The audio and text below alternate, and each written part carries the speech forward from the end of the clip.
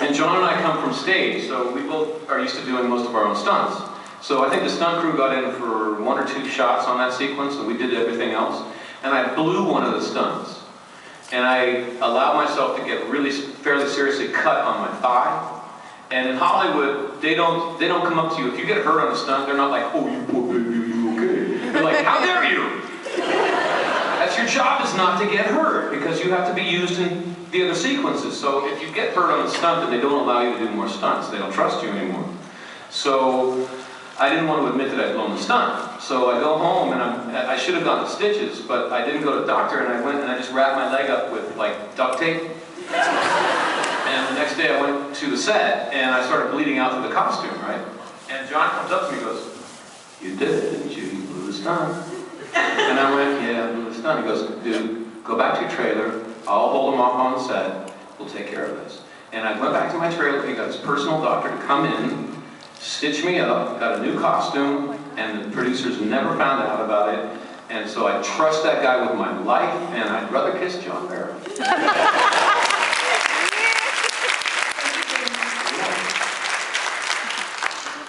Hi, James.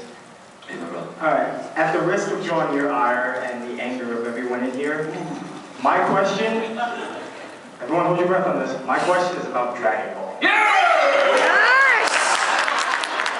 Okay, despite the movie itself,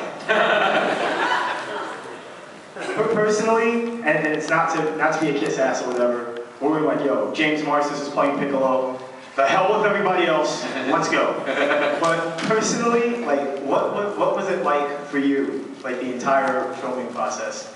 And be as brutally honest as you can, your honest opinion of the final product. Okay.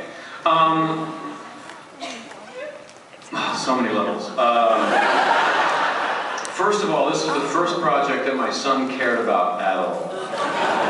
Like, when I got on Torchwood, I called him up and I said, man, I got a samurai sword, I got 2 guns, man, I got this wristwatch, I can go through time. He goes, Dad, do you win? Do you win? I'm like, what? And he goes, man, at the end of the thing, man, you always have a fight, you always lose. Do you win or lose? I'm like, I lose. Next. But when he found out I was doing Piccolo, he was just like, because he and I have watched every episode that we can get of the whole thing, from Dragon Ball to Dragon Ball Z, Dragon Ball GT. We stopped at Dragon Ball GT. And it helped me raise him in that I think the theme of Dragon Ball is, how does one be a man? What is it to be a man? What's the difference between Goku and Vegeta? Sorry if some people don't know Dragon Ball. The basic thing is that a man, and I agree with this, according to the series, a man is humble, a man is peaceful, a man is goofy. If you allow a man his druthers, he will be in a hammock watching butterflies and playing with his kids. But if you attack his family, he will kill you. But it's like a good cop, you know, or a UN peacekeeper. They're there to enforce peace, but only if absolutely necessary. So Goku is a goofy guy, you know, and he's fun-loving, but if you attack his family, you're toast. Vegeta, on the other hand, is an overgrown boy. That's why he's so short in the cartoon, right? Seriously, I think. So he creates chaos in order to prove himself against. And you can see this with a lot of males. They might be 40 years old, but they're still in a boy mentality, and they're still creating chaos with other people so that they can prove how tough they are. But that's not a man, right? So this helped me kind of talk to my son about becoming a man. So when I went into this movie, I was passionate. I was ready. And they told me that Stephen Chow was producing this film, and that it was a $130 million picture.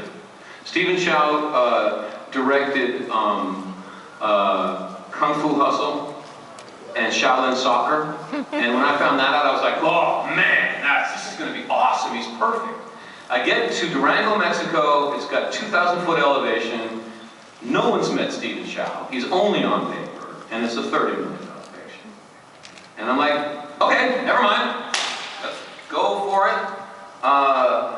And didn't get a stuntman, There was a stuntman for it, Danny Hernandez, but every time they put him up in front of the camera, they only put like a pullover mask on him, like a lot of times they do on stuntmen. But his face was a lot different than mine, and it just didn't look like the same character. So they would just be like, "Wake up, James! Get him out of his trailer, put him up on the wire, right?" And I remember realizing that they just weren't going to use Danny. When I get to set, and Danny's up on a 30-foot cliff, and he's on a wire, and the gag is that he gets sucked off the cliff into this pot, this mafu ba pot. And the gag is just to get sucked off the cliff and start a rotation, so that the next shot, we do a different shot where he's rotating, and then there's a lot of a sequence. And Danny does the gag, but he jumps too far off the cliff, comes back on the wire against the cliff, face plants on the cliff, and just cheese grates along like 30 feet. And everyone's doing exactly that while he's filming, like, "Oh, Jesus!" And they lower Danny down, and he's kind of like, and the director turns to me and goes, "Ready, James?"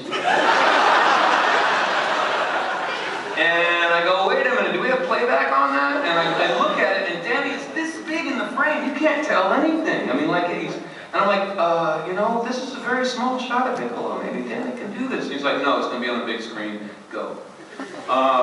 Luckily, I was showing off for my girlfriend, and I decided to do it. So Danny did one shot. There's one shot where he goes through 2 pillars, but everything else is me. So I think that if we would have done Dragon Ball Z right off the top, if we would have had Goku with say, white hair blasting a mountain away in the first shot of the film, it would have been a huge hit. But frankly, we were, as a company, trying to be true to the entire story, and we did Dragon Ball.